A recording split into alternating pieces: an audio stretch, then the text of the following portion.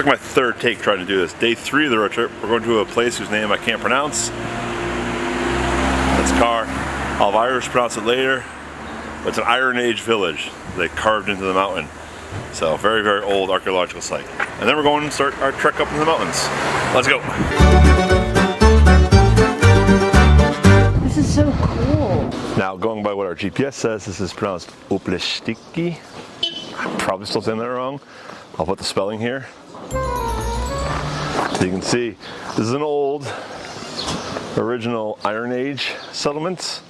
I believe most of the structures here are from around the 3rd or 4th century AD or CE, but this is originally, they have archaeological records going back to the Iron Age of people living here. And you can see on the drive up, like it's a very imposing cliffside. So hopefully when I'm done talking, you'll see that I parked further down the road and did some droning, because I don't think I should drone right in the parking lot, but maybe you'll see what it looks like overhead.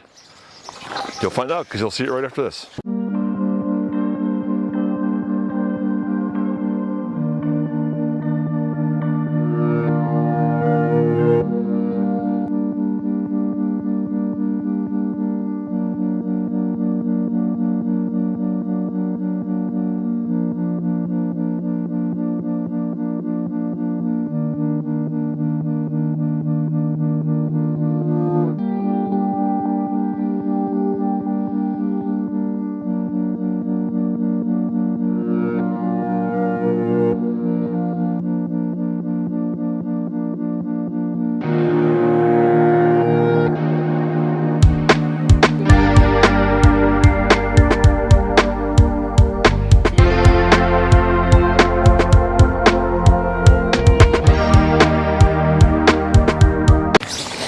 Do you know anything about this place? It's old. It was very much part of the Silk Road, I believe. All right, got my headphone on. We are a sucker for, I think, for good audio guides, in a good way. I like them. All right, I'm gonna look down as I talk so I don't hurt myself. First audio checkpoint done. And just they talk about the trading with the Greek and Romans from a long time ago. We've been to like 2 museums now where one of the big displays of museums is all the coins that have been found here, dating back thousands and thousands of years. I think partly to show like, hey, we're at a crossroads. This is a key point. We've been agricultural for a while. And so they've been trading with people around the Mediterranean and around the known world for forever. So I should stop. I'm gonna fall here. This is a tricky route. You can see we're walking in some ruts.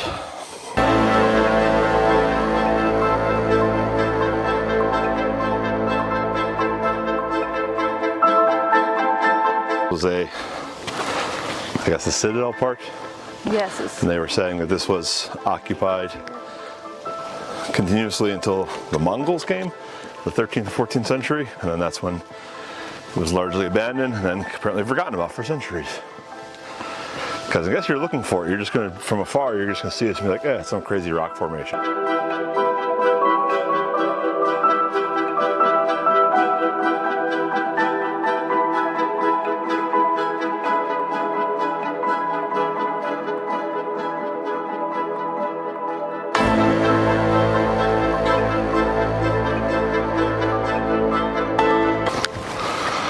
Most of this dug out by slaves, and the auto guide says what they would tell them. The story goes that it was with pickaxes, and they told the slaves the core is gold, and if you work hard enough, long enough, and get to the gold core, you'll get your freedom. But that's either a lie or never happened, so probably a lie.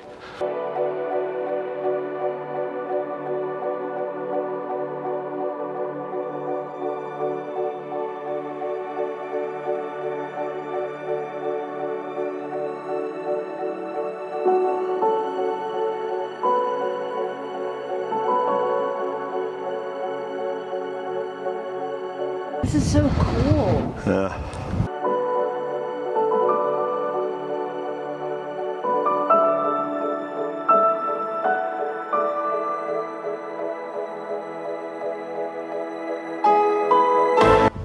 So they don't know a lot about this.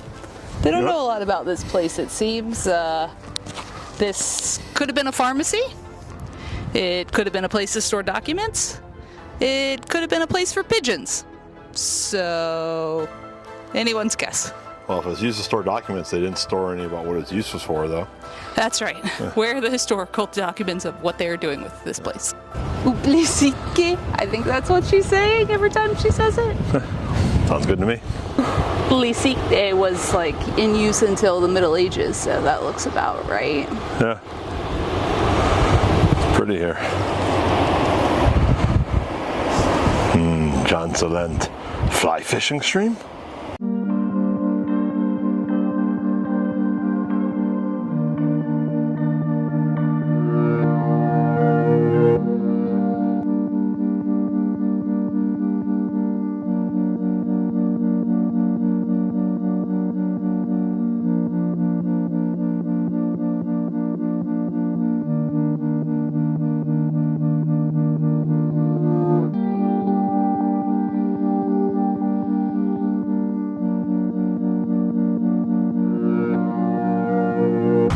Cool. So old and just so interesting, carved everything and lived in it from the Iron Age to the Middle Ages, which is the really coolest part. Roman architecture inside. It was awesome. No, I was just gonna make a snide comment about she never asked for the film for me, but then she did. Yeah, incredible. Just again, it's not even that hot. It's the fact that there's not a single cloud in the sky and the sun is just beating down on us, but really amazing. I guess I could see why they lived here though, because the minute you step in some of these caves, it's just so much cooler, so much nicer, and you got a great. And the wind is nice. And the wind's nice, and you got a nice defensive position overlooking the river. So didn't stand up to the Mongols, but still, good fort, good town. Soon after. A little detour on our way to our next stop, which is only like 20 kilometers up the valley here, but we're at the Zinvali Reservoir, I think you call it. Literally just saw this on all the placards in town at Tbilisi. They were like, go here, go here, go here. And I was like, all right, let's go there. So it looked nice, and it's really hot out, and I'm really excited to go jump in the water. So let's go see. Coming down was a little chaotic because you got to come down basically a one-way street, curving around this beautiful church, and then like people are all going right when clearly you can't go right, so then they're all backing up. When if they just went left, it's a giant parking lot, but no one's going left, so who knows. Anywho, doesn't matter. Let's go. Also, this is beach in the loosest sense of the word for you Americans. In Europe, beach is usually rocky. This one looks rocky as well. So, yeah, let's go to the rocky beach, eh? That's pretty good rocky. This castle complex is from the 13th century, and it came under siege by, I think, like a rival place in the 1700s, and it didn't fall because there's some kind of secret tunnel that comes out down here to the water where they could get supplies, and they found a local lady and tortured her, but she'd rather die than give up the secret, so they named it after her, and it's called Ananori.